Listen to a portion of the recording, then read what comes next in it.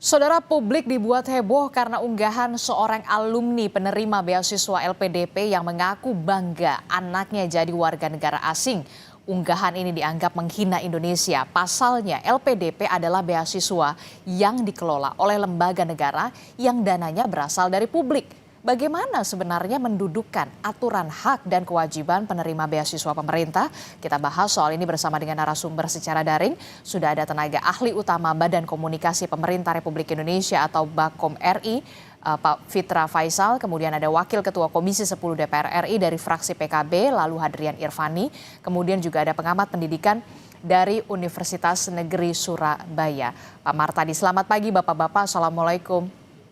Selamat pagi. Selamat Waalaikumsalam. pagi, waalaikumsalam, Mbak. Ya, saya mau ke Pak Fitra dulu. Pak Fitra, ini dari BAKOM Republik Indonesia. Apakah kemudian distribusi penerimaan atau penerima LPDP ini sebenarnya sudah sesuai dengan proporsional secara wilayah dan juga latar belakang ekonomi, termasuk juga apa yang kemarin kita lihat bagaimana permasalahan yang kemudian terblow up di media sosial oleh DS ini. Seperti apa, Pak Fitra?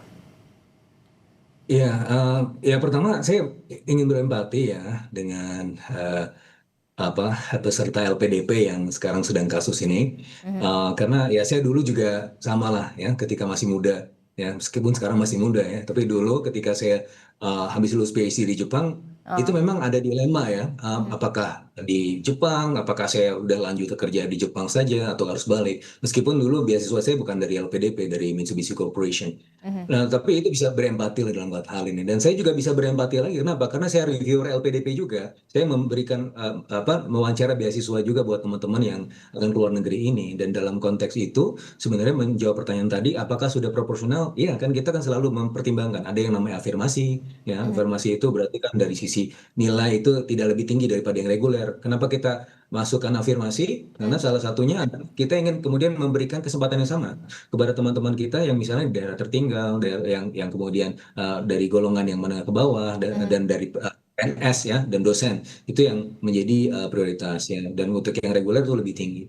Nah, juga kalau misalnya kita melihat dari sisi seleksi ya, ketika saya mewawancarai ya, itu kan kita melihat tuh papernya, dan dari papernya itu kita baca. Nah, dari hal yang salah satu yang krusial adalah kalau Anda nanti sudah selesai, ini apa kontribusi Anda untuk negara ini, gitu kan? Karena ini kan taxpayers money, gitu. Nah, itu menjadi salah satu kunci seleksi ya. Meskipun ya kalau dalam konteks paper itu bisa nulis apapun ya. Makanya kita triangulasi ya ketika wawancara. Nah, tetapi sebenarnya begini juga, ini otokritik juga sebenarnya buat teman-teman LPDP. Saya juga menyampaikan juga kepada teman-teman LPDP ya, bahwa sebenarnya nggak perlulah langsung balik lagi ke sini ya, dia berdiaspora aja di luar negeri ya, mendapatkan keuntungan-keuntungan, mendapatkan pengalaman, baru kemudian balik lagi. Nah, karena kan kita di sini dalam konteks Indonesia ya belum bisa kemudian memberikan kesempatan yang lebih baik ya, dalam hal itu ya pada akhirnya kan bisa balik lagi ya. Bagaimana misalnya India sebagai Indian diaspora ya, sekarang ini yang menjadi salah satu penentu investasi utama Amerika Serikat ke India, salah satunya adalah diaspora India yang ada di Amerika Serikat, gitu juga dengan China. Nah, ini sebenarnya hal-hal yang bisa kita lihat ke depan. Jadi bukan dalam konteks brain drain, tapi brain circulation. Tetapi dalam konteks penegakan aturan ya, ini suatu hal yang sebenarnya agak ya lumayan krusial ya, kalau misalnya kita bicara mengenai nanti apakah dia balik lagi atau enggak. Dalam peraturan bisa harusnya balik lagi. Meskipun ada beberapa klausul-klausul khusus. Kalau misalnya teman-teman ini misalnya kerja di tempat-tempat yang sangat prestisius, dibutuhkan keahliannya, misalnya ada kerja di SpaceX, ada yang kemarin juga kerja jadi di Oxford sebagai pemegang paten virus dan seterusnya. Itu nggak apa-apa ya, mereka bekerja di sana nanti kan bisa kembali lagi ya, balik lagi ke Indonesia. Nah, tetapi sekali lagi ya, saya juga melihat bahwa ini ya memang ada ya, ada unsur-unsur ya ketidaksukaan ya, kita lagi galau dan seterusnya. Tapi jangan menghina negara lah, itu kan udah melanggar sekali gitu. Ada apa ya, kewajiban moral dan juga etika di sana ketika kemudian sudah diberikan hak istimewa untuk mendapatkan LPDP yang kita tahu uangnya juga dari pajak rakyat. Tentu ini menjadi keprihatinan kita semua begitu, termasuk juga menjadi bahan evaluasi. terkait dengan rekrutmen, terkait juga soal evaluasi kontribusi alumni LPDP terhadap pembangunan nasional sudah pasti. Kemudian saya ingin tahu sebenarnya Pak Fitra, sebenarnya berapa persen sih alumni yang kemudian kembali dan bekerja di Indonesia? Apakah ini memang sudah sesuai dengan komitmen yang sudah dicanangkan oleh pemerintah soal aturan-aturan ini? Berapa persen sebenarnya lebih banyak yang kemudian stay setelah pendidikan mereka selesai, stay di luar negeri atau kemudian kembali lagi ke Indonesia? Saya bukan pengelola LPDP ya, jadi saya nggak tahu angkanya ya. Tapi seharusnya itu jauh lebih banyak ya, karena memang kan peraturannya seperti itu. Nah, tapi memang sebagaimana yang saya sampaikan tadi, ada semacam halangan ya. Misalnya dulu di zaman tahun 82 sampai 96 ada namanya beasiswa STAID ya, yang di zamannya Pak Habibie ya, Science Technology for Industrial Development. Nah, itu memang engineer-engineer kita itu dikirim ke luar negeri, bahkan sejak lulus SMA ya, S1, S2, S3-nya di luar negeri, karena ada kebutuhan khusus ya. Di dalam negeri ada industrinya, misalnya ada PT DI, PT PAL, ya, KAI dan seterusnya. Nah, sekarang ini memang agak sedikit loose ya ketika kita kirim, tapi ya lab-nya belum terbentuk ya, terus industrinya juga belum ada. Nah, ini yang seharusnya makanya perlu dirapikan lagi. Nah, ini juga seharusnya menjadi roadmap LPDP yang sesempit yang saya tahu. Tapi kalau dalam konteks presentasi, saya kurang paham, Mbak. Oke, saya ke Pak Lalu dulu. Pak Lalu, ini kalau Anda dari DPR, apa yang kemudian harus segera didorong oleh pemerintah soal dengan adanya kasus ini dalam tanda kutip ya, terblow up di media sosial, tentu menjadi keprihatinan. Evaluasi seperti apa yang harus segera dilakukan, baik dari lembaga LPDP ataupun dari pemerintah soal pengetatan ini, aturan ini harus diperketat kembali? Ya, tentu ini keprihatinan kita bersama bahwa ternyata proses selama ini masih menyisakan PR. Nah, tentu evaluasi harus dilakukan. Dan yang terpenting adalah LPDP harus memiliki peta jalan atau roadmap terhadap pelaksanaan beasiswa LPDP ini. Nah, kemudian ekosistem perlu juga dipersiapkan karena harus juga dipikirkan ketika nanti setelah mereka selesai studi di negara tersebut, pilihannya apakah yang seperti yang disampaikan Mas Fitra tadi, apakah boleh tinggal di sana dalam kurun waktu berapa lama, kemudian walaupun tinggal di sana kewarganegaraan tetapi tetap juga bisa berkontribusi untuk bangsa dan negara, atau harus kembali ke tanah air tetapi konsekuensinya negara juga harus mempersiapkan ekosistem itu tadi. Negara harus mempersiapkan ketika mereka kembali ke tanah air, maka akan disalurkan kemana? Ke industri atau ke government, atau tugas-tugas khusus yang diberikan oleh negara. Nah, inilah yang harus segera dibangun ekosistem ini. Terkait dengan hal-hal lain seperti regulasi dan sebagainya, saya rasa LPDP sudah memiliki regulasi itu dan tinggal sepertinya adalah untuk disosialisasikan saja ini. Bahwa ada afirmasi untuk daerah 3T, untuk yang kurang mampu, kemudian untuk talenta-talenta kita yang berprestasi hari ini, baik di bidang agama dan di bidang-bidang lain juga sebenarnya LPDP sudah memiliki itu. Cuman akses informasi inilah yang perlu tersampaikan juga kepada masyarakat kita, tidak hanya di kota-kota besar, tetapi masyarakat kita di seluruh tanah air, baik yang terdepan, terluar, tertinggal dan sebagainya. Nah, inilah yang harus dilakukan. Dan yang perlu diingat bahwa peserta beasiswa LPDP ini, pemberian fasilitas beasiswa ini bukan fasilitas pribadi. Ini adalah dana yang diambil dari pajak rakyat, dari uang rakyat yang disiapkan oleh negara, dengan tujuan adalah mempersiapkan generasi unggul, SDM yang berkualitas untuk sebesar-besarnya berkontribusi untuk kepentingan bangsa dan negara. Nah, oleh sebab itu, tentu saya berharap dalam kasus yang terjadi hari ini, maka pemahaman kebangsaan, pemahaman keindonesiaan ini juga sepertinya sudah mulai luntur. Oleh sebab itu saya berharap ke depan di dalam roadmap yang dibuat oleh LPDP ini juga dimasukkan paham kebangsaan, cinta tanah air, nasionalisme dan sebagainya sebelum mereka berangkat untuk melaksanakan studi melalui beasiswa LPDP ini. Demikian sementara.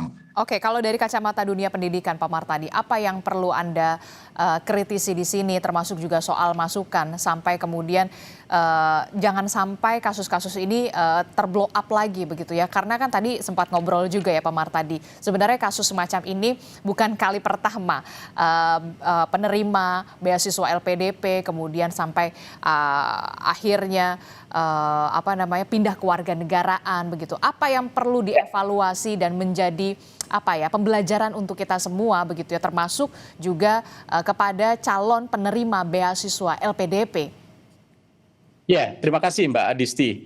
Jadi pertama saya ingin menegaskan apa yang disampaikan oleh Bang Lalu tadi, bahwa beasiswa LPDP itu amanah, bukan fasilitas. Amanah itu adalah utang yang tak kasat mata. Ya. Nah, oleh sebab itu LPDP itu bukan hadiah cuma-cuma. Itu adalah investasi rakyat. Ketika kita menandatangani kontrak, maka kita sedang menukarkan sebagian masa depan kita untuk harapan jutaan orang yang membayar pajak. Melanggarnya bukan sekedar urusan administrasi, tetapi melanggar kontrak itu adalah cacat karakter. Oleh sebab itu wajib hukumnya mereka harus kembali ke tanah air. Soal kemudian tadi disampaikan oleh Bang Faisal, mereka bekerja di tempat yang strategis, itu harus seizin negara, harus seizin pemberi beasiswa. Ini penting ditegaskan, sehingga bagi penerima-penerima berikutnya nanti mereka harus paham betul ya esensi dari mereka menerima beasiswa LPDP ini. Lalu kemudian pelajaran yang Bye-bye, Lenovo Legion. menarik adalah kalau kita melihat diksi yang digunakan, anak-anakku jangan jadi WNI, ini kan menyedihkan. Bukan karena pilihan kewarganegaraannya, tapi ini kan pesan yang tersirat di baliknya. Nak, tidak apa-apa kamu ngambil hak orang lain lalu lari dari kewajiban, kan tidak begitu. Ya, pelajaran terbaik bagi anak bukanlah fasilitas negara yang maju itu, tapi melihat orang tuanya menjadi orang yang memegang sebuah komitmen, memiliki integritas, ya, itu lebih mahal daripada sekedar permanent residence. Nah, ini penting buat kita semua agar kemudian kita jangan meninggalkan legacy kepada anak-anak kita seolah-olah mereka terhormat mendapatkan permanent resident di balik ya hutang orang tua kepada negara, pengingkaran orang tua kepada janji terhadap negara. Ini menurut saya penting. Lalu berikutnya saya sepakat dengan Bang Faisal lagi dan Bang Lalu bahwa memang kita sekarang jadi tersadar bahwa ternyata ada penerima beasiswa LPDP yang tidak kembali, dan ini menjadi point untuk melakukan pembenahan ya sistem mekanisme tujuan dari LPDP.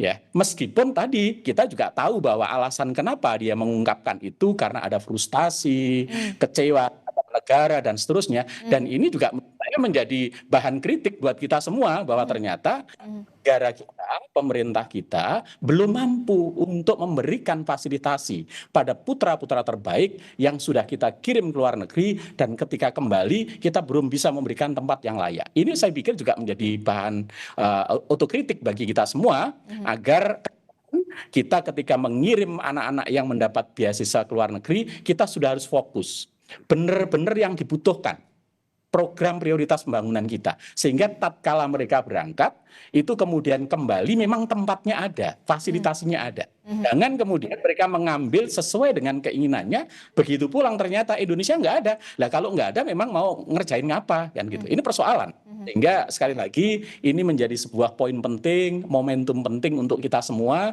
agar semuanya berbenah diri, kemudian menata kembali sistem mekanisme beasiswa LPDP, lalu juga seleksi ke depan bukan hanya soal akademis, tetapi integritas, kecintaan tanah air itu perlu. Dan itu tidak cukup hanya 3 hari dibekalin, nggak bisa cinta tanah air itu dibekalin. Apalagi hari ini muncul fenomena yang namanya floating generation. Ketika globalisasi berkembang, anak-anak lebih mengenal negara lain, lebih mudah mengakses, lalu mereka ingin hidup di sana. Nah, ini persoalan yang menurut saya sebuah persoalan kebangsaan yang akan menjadi PR kita juga. Saya kira itu Mbak Disti. Oke, ini termasuk juga menjadi pembelajaran juga bagi pemerintah begitu, termasuk juga kritik juga bagi pemerintah begitu ketika kemudian anak-anak aset bangsa SDM berkualitas yang kemudian sudah diberikan dalam tanda kutip hak istimewa begitu untuk memperoleh LPDP di luar negeri, kemudian mereka ketika sudah di luar negeri mempertanyakan lagi ketika nanti saya mau ke Indonesia, kembali lagi ke Indonesia, apakah pemerintah bisa memfasilitasi? Nah, bagaimana Bakom menjawab ini, Pak Fitra? Iya, jadi sebenarnya what is done is done. What is in the past is in the past. Ya, sudahlah yang apa yang terjadi. Tapi kemudian bagaimana kita menatap masa depan ya? Karena memang kalau saya melihat sendiri ya sebagai bagian dari pewawancara LPDP, ya kita memang masih banyak kekurangan dalam konteks nanti setelah balik mereka mau jadi apa ya? Meskipun dalam beberapa hal ya kita selalu mengkalibrasi ya, ketika dalam proses wawancara atau seleksi. Ini nanti Anda mau buat apa setelah pulang ya? Bagaimana aspek pembinaan yang akan Anda berikan kepada Indonesia dan seterusnya dan seterusnya. Nah, tetapi ketika kita bicara itu, saya juga melihat, oh ternyata industri kita belum berkembang dan seterusnya. Nah, kalau kita lihat beberapa perkembangan terakhir ya, Pak Presiden kan sudah melakukan kerjasama yang cukup strategis ya. Salah satunya misalnya membangun semikonduktor, proses pembangunan semikonduktor ke depan bekerjasama dengan entah itu Amerika Serikat atau nanti dengan beberapa negara-negara lain dalam konteks ekosistem rare earth dan seterusnya. Dan ada pembangunan industri ya, bagaimana engineer-engineer kita sekarang menjadi perhatian khusus bagi Presiden. Dan bahkan ya untuk beasiswa LPDP sekarang fokusnya ke STEM ya. Sebelumnya ya saya juga cukup menyayangkan ya dulu pas zaman saya. Pas zaman saya itu 60% sampai 70% ya itu untuk sosial humaniora. Meskipun saya sendiri dari rumpun sosial humaniora, tetapi kita sudah banyak orang yang bisa ngomong, tapi yang bisa mengerjakan nggak banyak gitu ya. Saya waktu itu mewawancarai beberapa lulusan kampus terbesar di Indonesia juga. Dia dari teknik dirgantara. Nah, kok masuknya finance di Birmingham misalnya? Berapa kali itu saya lihat. Nah, Anda kalau misalnya semua jadi ahli finance, siapa yang mau buat pesawat? Nah, dalam hal ini kita juga butuh roadmap ya. Roadmap ke depan ini harus jelas gitu kan. Nanti kampus-kampus ini memang untuk karakternya adalah untuk menciptakan engineer-engineer. Untuk kampus ini menciptakan misalnya ekonom, pemikir-pemikir politik, filosof dan seterusnya. Itu harus ada pemetaannya sehingga pada akhirnya bisa di channel through ya, inline dengan kebutuhan-kebutuhan kita di masa depan. Dan dalam hal ini kebutuhan kita adalah untuk industrialisasi. Asas cita nomor 5, industrialisasi. Kenapa? Untuk menciptakan ruang ekonomi. Kenapa ruang ekonomi perlu diciptakan? Karena pertama, supply of talented people bisa ada di sana. Yang kedua adalah ketika supply of talented people itu berkolaborasi dengan capital machineries, pada akhirnya bisa menghasilkan output yang besar. Ketika output besar, maka kue ekonominya membesar. Dan ini adalah untuk kesejahteraan rakyat juga. Itu sebenarnya bagaimana kita melihat roadmap pembangunan LPDP ke depannya seperti itu. Oke, saya mau ke Pak Lalu. Pak Lalu, ini kan kalau kita lihat kemarin Menkyu Purbaya bahkan sempat bersuara begitu ya terkait dengan kasus ini dan minta untuk dana beasiswa itu dikembalikan beserta plus bunganya. Kemudian apakah sanksi ini seperti ini memang sudah seharusnya wajib dimasukkan di awal dalam klausul awal beasiswa agar kemudian setiap penerima ini bisa menjaga sikap dan juga tindakan mereka, menjaga juga soal moral dan juga etika terkait dengan LPDP ini, Pak Lalu. Ya, tentu itu hal yang harus kita dukung ya, dan saya meyakini sebenarnya di dalam kontrak kinerja atau kontrak komitmen dengan para penerima LPDP ini sebenarnya sudah ada. Kalau menurut informasi yang saya dapat dari Pak Direktur Utama LPDP kemarin, bahwa ternyata kontrak itu sudah ada. Cuman lagi-lagi bahwa dengan kejadian seperti ini, maka tentu ini alarm bagi pemerintah bahwa LPDP hari ini juga harus transparan, harus akuntabel. Kemudian LPDP juga harus terbuka. Bahwa hari ini Mbak, kami di Komisi 10 itu memiliki data dari tahun 2013 sampai dengan 2025 ada 55.641 penerima beasiswa LPDP. Pertanyaannya, Dari 55.641 itu siapa saja? Nah, ini yang perlu juga disampaikan. Agar apa? Agar jangan sampai LPDP ini terkesan elitis. Seperti yang berkembang hari ini bahwa yang bisa masuk sebagai penerima LPDP adalah orang-orang yang mampu. Ternyata setelah kami cek bahwa tidak demikian. Dari 55.641 ini ya ada juga ya seperti afirmasi yang saya sampaikan di awal tadi bahwa ada dari daerah 3T, kemudian dari yang kurang mampu, kemudian alumni pondok pesantren dengan afirmasi-afirmasi yang diberikan. Nah, inilah yang harus disampaikan kepada publik.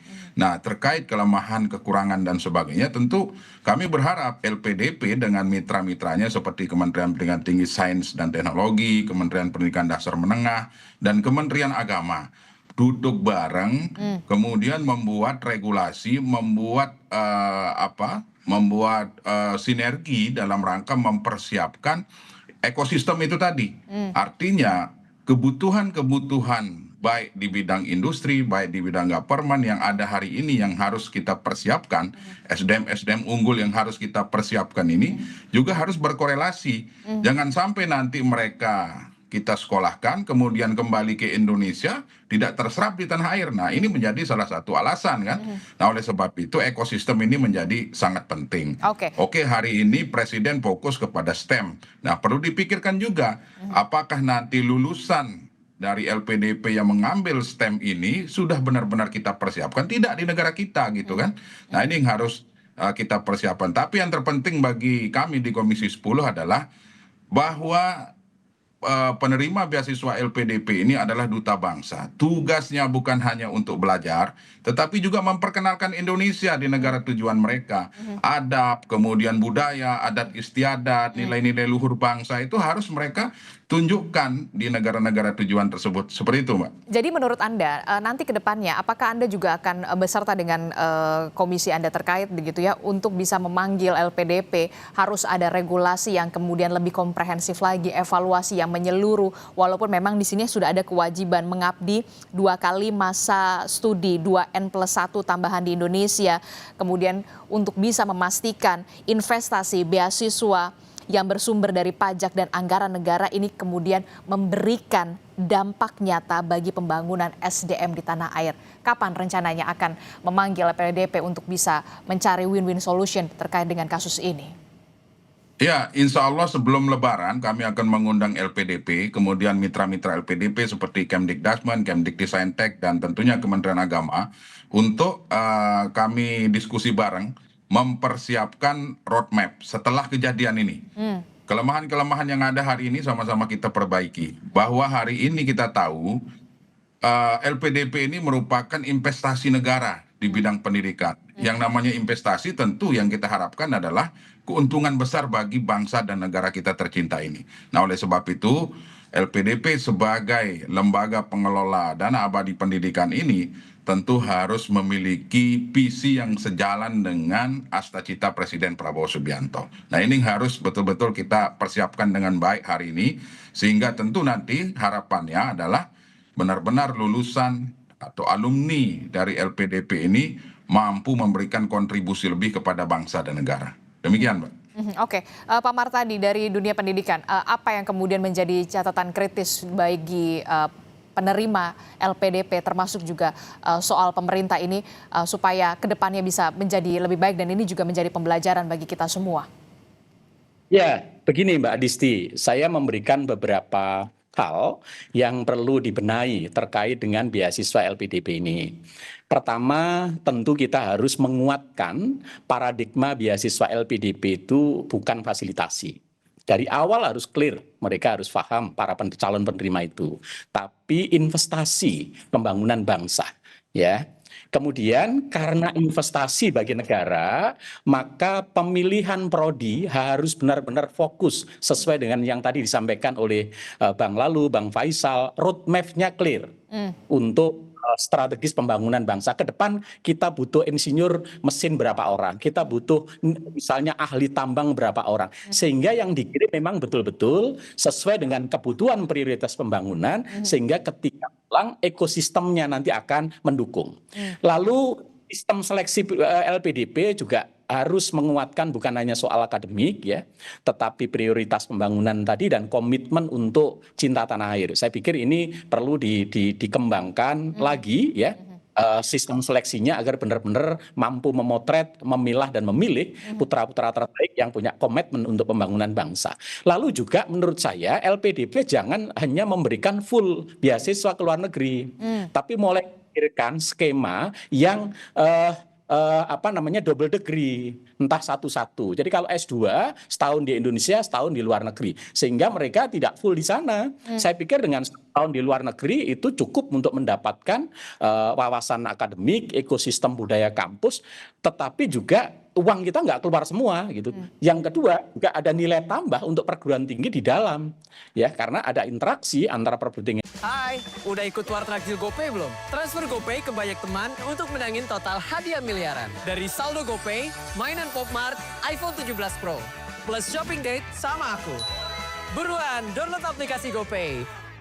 Ada tracer study, ya perlu kita cek yang selama ini sudah lulus LPDP itu kemana saja mereka, posisinya sekarang, lalu berapa yang ada di luar negeri, berapa yang ada di Indonesia dan seterusnya, sehingga kita punya lesson learn ke depan apa yang mesti harus kita sempurnakan, sehingga harapan kita semua beasiswa LPDP ini menjadi pengungkit motor penggerak untuk pembangunan Indonesia ke depan. Saya kira itu, Mbak Adisti. Terakhir singkat saja Pak Fitra, dari pemerintah sendiri pengawasan yang harus nantinya akan diperketat terkait dengan beasiswa dari pemerintah LPDP ini. Singkat saja Pak Fitra.